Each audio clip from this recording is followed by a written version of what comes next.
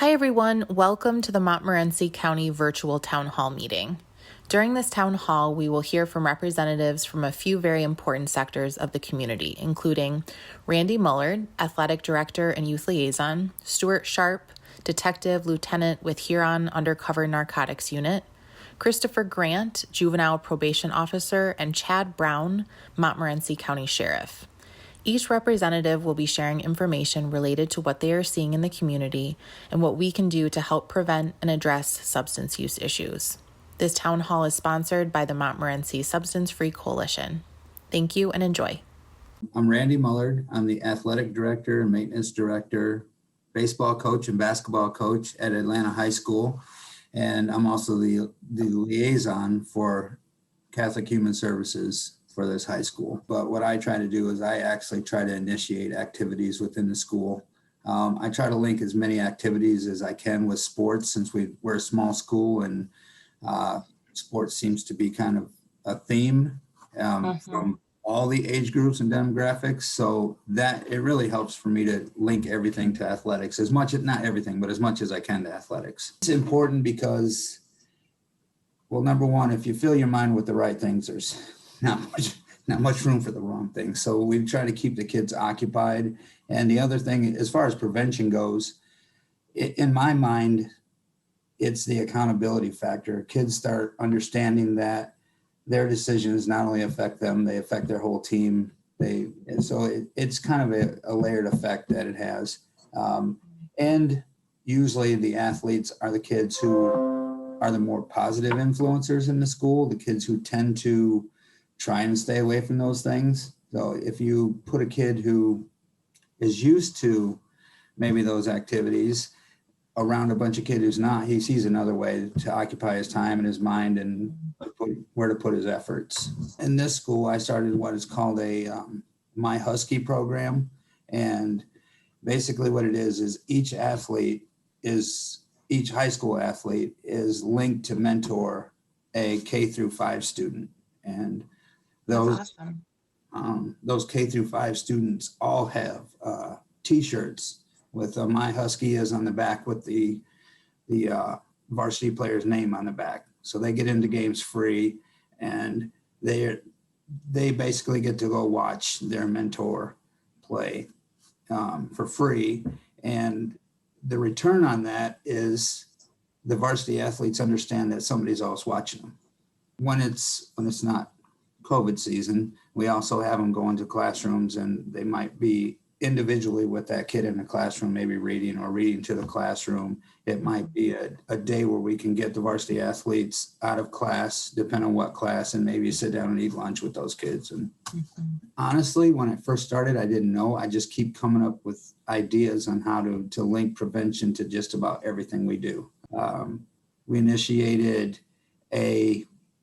since we couldn't get a lot of surveys to begin with, I conduct the surveys in the school. I also conduct the surveys with parents and community leaders, like the sheriff for our county and things like that. But we basically had a competition, it was more of a raffle. So if you fill out a survey, your name goes in a raffle, and we give things away as we can, just to basically get kids to give honest answers on surveys and get as many surveys as we can, so we know basically what substances is our biggest problem. And right now, honestly, it's vaping, because they honestly don't even realize the effect on their body it has until the first day of basketball practice when we do conditioning. Right. Things like that. Let me see, what else do I work on? I have a student coalition group that I meet with once a month, and I just keep trying to add to that. I figure the bigger my group gets, then it's a whole lot easier for me to expand out through them. We're a very small school anyway, 275 kids. We've coordinated with another school, Hillman High School, and we held a substance-free coalition basketball game, and players from both sides wore substance-free coalition shirts. Any activity we can think of. This summer I'm holding sports camps, coalition-sponsored sports camps for youth, so for every sport. And we're having some college kids come in. if you fold it in with everything, it's not that difficult. I guess the coordination part nowadays, because most everything has to be Zoom. We can't be this close together. But I guess I was thinking more of in the future, kind of when everything doesn't have to be Zoom, how we can link just about everything we do every day with this. And I don't really consider it a job. It's just if you work in a school, you coach, you do all those things, that's just part of it. Anybody can help us because everybody's got different experiences. Everybody has, touches different people. So you really don't want to turn people away. It's just keep talking and being a positive influence and showing them that there's other ways to do things and there's other things to do other than that. I don't want to go back to the day, I don't give my age away, but smoking was cool.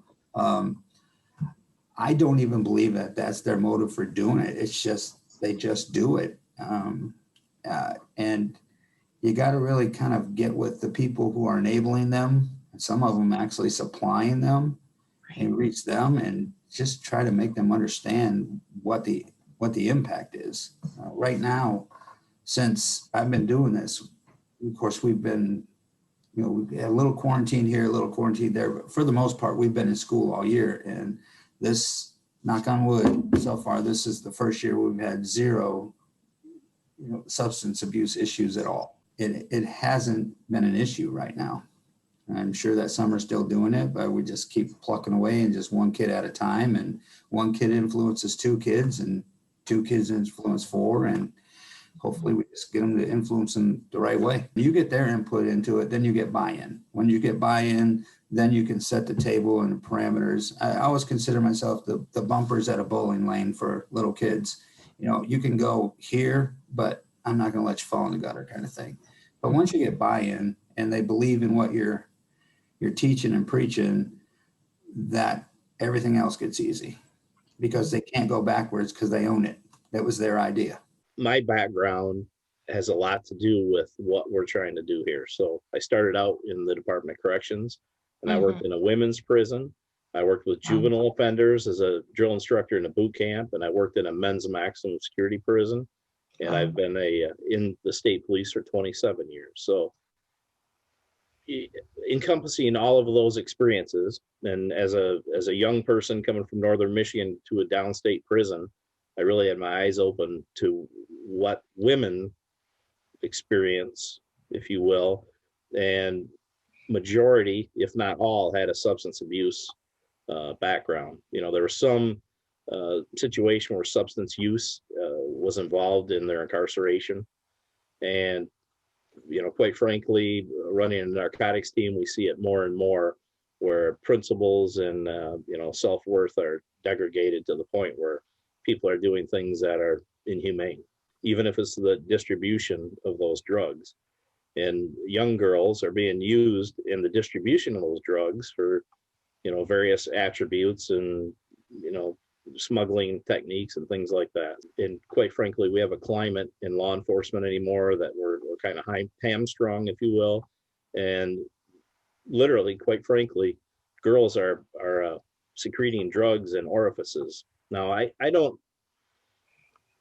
see that there could be any more humiliating event than having a male convince you that that's good. And they're doing that to receive part of the drugs, right. So there's a direct correlation to their addiction or their crimes and how they're bringing it and how they're being mistreated and misused. So there's always family that can emulate or be good role models and, build a young person's self-esteem and their self-worth to avoid being put in these circumstances. And it's not always someone else entrapping you to make these choices. They're choices that you're making yourself. So if you feel that you need escapism or some, as they experimenting with other realities or whatever the term you may want to use, we have to build upon a family foundation and get those moral values and the self-worth out there. I think it's very important to hit the children when they're young so that they don't make this decision and, we can break the cycle. From the court perspective, The youth is charged with a petition. A petition is, they did say we'll go with the truancy charge. School Okay. files truancy because the juvenile hasn't been in school for X amount of days. There's a piece of paper that's literally called a petition, and it goes to the prosecutor's office. They sign off on it. Youth comes into a hearing, and they either admit responsibility. And so for juveniles have different terminology. Juveniles are never guilty; they're responsible. And then they never have like a sentencing hearing. We have a disposition hearing, essentially the same thing. So they come in, they have their court hearing. If they admit responsibility, then they go immediately to disposition. And that means they come and talk with me or one of our other probation staff, and we go through a bunch of paperwork, speak with the youth. We have a couple assessments that we do to kind of figure out what their probation is going to look like. And so the meetings that we do is like your meat and potatoes of what a juvenile's probation. They're similar, but they're not all the same, because not all kids are the same. People aren't the same, they're different. And, probation is generally some form of, it's a court oversight, but there's could be fines, costs involved, there could be community service involved, and all that is determined at the disposition. Us as probation officers, we make recommendations to the court adopts or amends those recommendations as they see fit based upon the court's view. And then after that first initial, all your court hearings, disposition, the probation itself is pretty simple in my opinion, and it's pretty easy to follow terms of probation because 90% of your terms are follow the law, don't get in trouble, don't hang around with people that are going to get you in trouble. And a lot of that probation is, like I said, staying out of trouble. You could have community service you could have book reports that you write. As with the previous conversation about there not being a whole lot of treatment options, and not just treatment for substance use, but even just options for probation, we get real creative in what we do. A lot of times youths have weekly book reports that they have to do. They have to read X amount of pages in a book of our choosing, and they turn in those reports to us, handwritten generally. And then the length of probation itself is really determined by the youth. There's no minimum, I wouldn't say, and there's also really no maximum other than aging out. Aging out is, they turn 18 or 19 and then they just can't be on juvenile probation anymore. But I mean, if a juvenile wants to get off probation at 6 months, 3 months, it's happened before. And it all depends on how much effort the juvenile puts in, how much effort the parents, not just the juvenile, but the parents themselves put in. I mean, if us as probation staff is doing more work than the juvenile, it's probably going to be a long-term probation.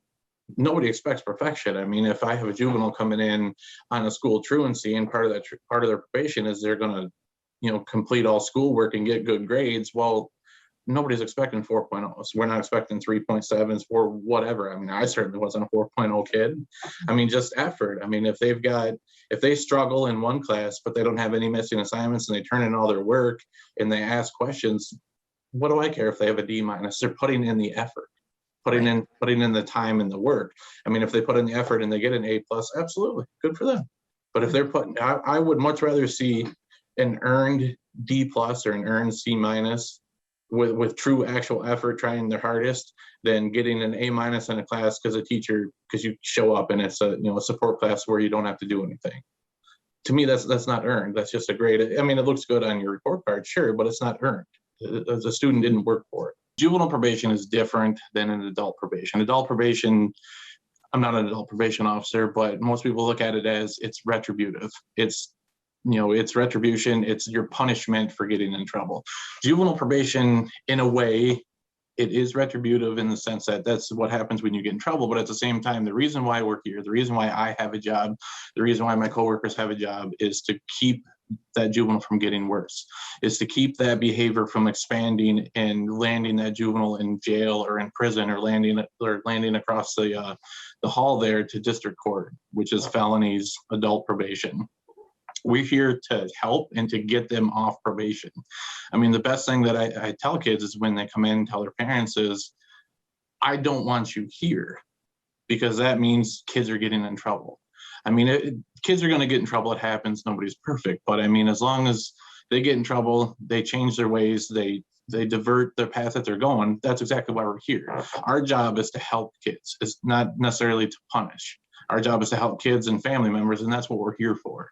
And there seems to be a big misconception, and everyone looks at juvenile probation officers as, oh, look, I'm something else, wasting money because they're just here to get people in trouble. That's not what our job is. Our job is to help youth, to help families. I mean, in any aspect. That's why we have 6 different meetings we go through. That's why we have review hearings, because it's not just our reviews that we do are not just what is the child doing, what is the family doing, but it's what are we doing? What are probation officers, what is probation staff doing to help that juvenile? You don't have to be like a law enforcement. You don't have to be the 5-0. You don't have to be the man to do this job. Honestly, to do this job, you have to want to help people. You have to want to make a difference in a child's life that otherwise, maybe they don't always have the best family life. I mean, we get everybody. It doesn't mean if they're lower income, higher income, we get everybody. But everyone, all the kids, they all have problems that family has problems. Everyone has problems that maybe they need help with. But to touch base on your last thing that maybe the community could kind of think about is growing up here, from my perspective, I see a lot of things and maybe things are different now, but at least when I was growing up, people like to act like these problems don't exist. They like to act like substance abuse huge in general, even with adults.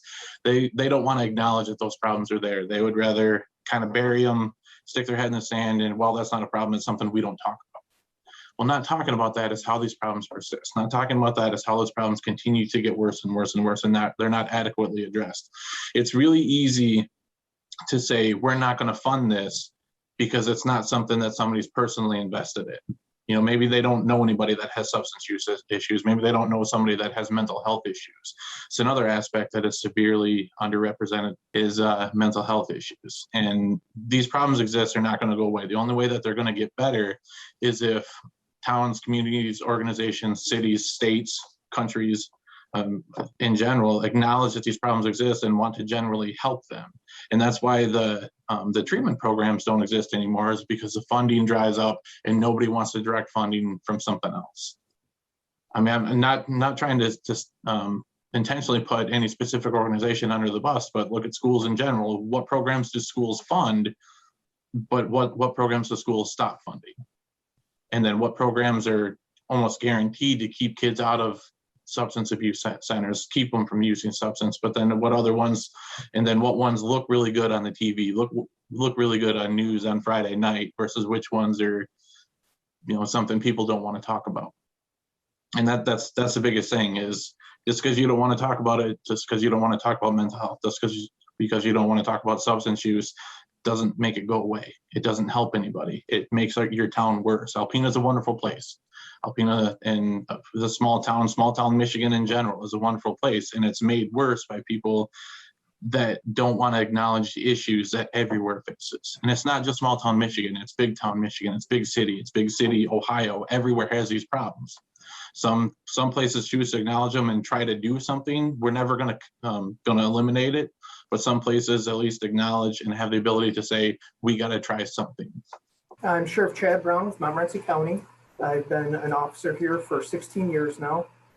One of many privileges I've had is I was a sergeant, but I was also the DARE officer for approximately 8 years. So I had the fortune of working in the schools and with students for a long time. I would say substance use and abuse has become very prevalent in not only adults, but also in our young people, our young adults. That includes prescriptions.